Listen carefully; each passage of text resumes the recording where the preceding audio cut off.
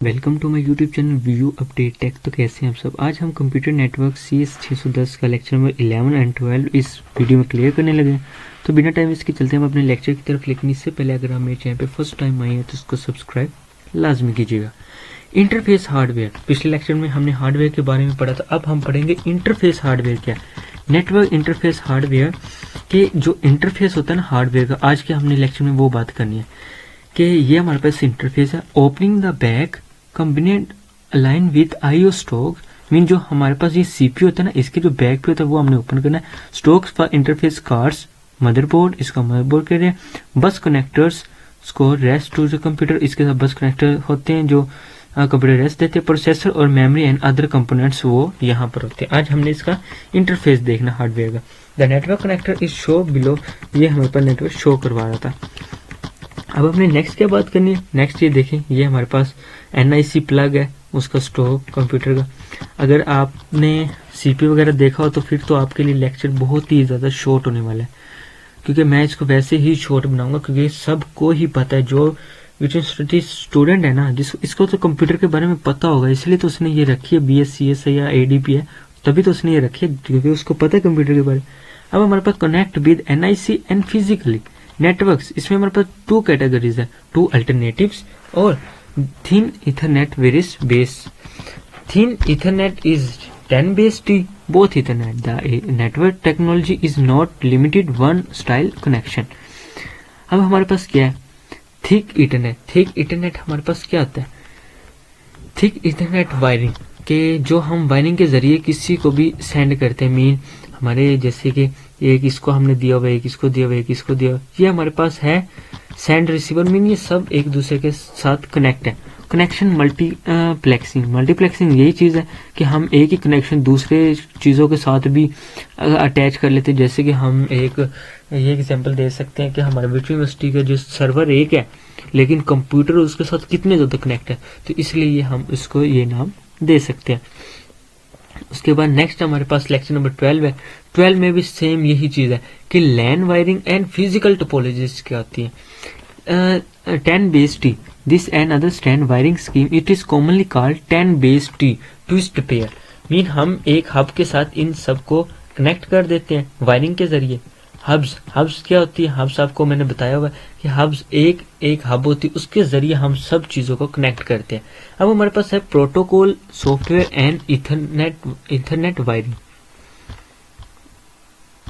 ठीक है, इसमें हमारे पास क्या है, इसमें हमारे पास ये है कि हमने एक हब के जरिए, ये देखें ये हमारे पास, आपने अगर CPU कभी देखा आपको पता होगा ये है क्या चीज़। ये हमारे पास RJ45 कनेक्टर 10 base T है, इसके जरिए हम, ये हमारे पास AU कनेक्टर है थिक नेट के लिए, और ये हमारे पास BNC कनेक्टर होती है थिन नेट के लिए। ठीक है, ये आपने देखी होगी, आपको पता होगा। वायरिंग स्कीमिंग, अब हमारे पास जो वायर होते हैं हम उसके जरिए उसको कनेक्ट करते हैं और सारा डाटा उससे ट्रांसफ़र करते हैं या ले सकते हैं। मीन हम उसको एक नेट प्रोवाइड कर सकते हैं। 10 base T एक नेटवर्क टोपोलॉजी है जो इज अ बस, but wiring topology is a star topology. ये इंपॉर्टेंट MCQs है आपके लिए, आपने याद करना है कि वो पूछेंगे 10 base T जो नेटवर्क टोपोलॉजी है वो हमारे पास क्या है, बस है या स्टार है। तो आपने कहना वो हमारे पास एक बस है, और जो वायरिंग के जरिए हम किसी को ट्रांसफर कर रहे होते हैं ना, तो वो हमारे पास है स्टार टोपोलॉजी। ठीक है, इसकी समझ आ गई। उसके बाद नेक्स्ट चलते हैं, filtering incoming frames. Advantages and disadvantages of wiring schemes. Advantages और डिसएडवांटेजेस क्या है, मीन इसका एक फ़ायदा तो ये है वायरिंग के जरिए कि हम अगर वो केबल डिस्कनेक्ट हो जाए तो क्या होगा, हमारा वो डिस्कनेक्ट हो जाएगा, हमारा नेटवर्क चला जाएगा। तो ये हमारे पास इसके डिसएडवांटेजेस है, मीन इसके नुकसानात है। और हमें इसका फ़ायदा यही है कि वायरिंग के ज़रिए हम कोई भी नेट, एक चीप से चीप नेट भी हम कनेक्ट कर लेते हैं। जैसे कि अब यहाँ पे उन्होंने एक एग्जांपल भी दी हुई है। पहले तो उन्होंने ये कहा ना कि does not affect the entire network receiver is cable is disconnect, जब वो डिस्कनेक्ट हो जाएगी तो हमें इसका नुकसान है। और कॉस्ट इशू, मीन वो एक ही नेटवर्क, अब ये देखें कितने ऑफिस में कितने लोग और सबके साथ कनेक्ट है, तो ये हमारे पास इसका फ़ायदा भी होता है। Thick internet, thin internet, twisted pair ethernet. अब ये तीन क्या चीज़ें, the topology of port paradox.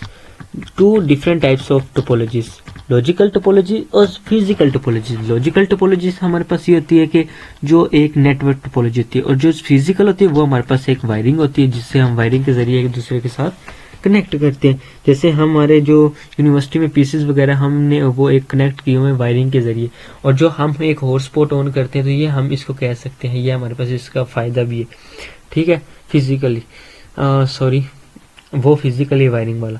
Categories of wires, wires की कितनी category? The intended data rate, the distance between devices, the amount of EM nodes, anticipated future needs and cost.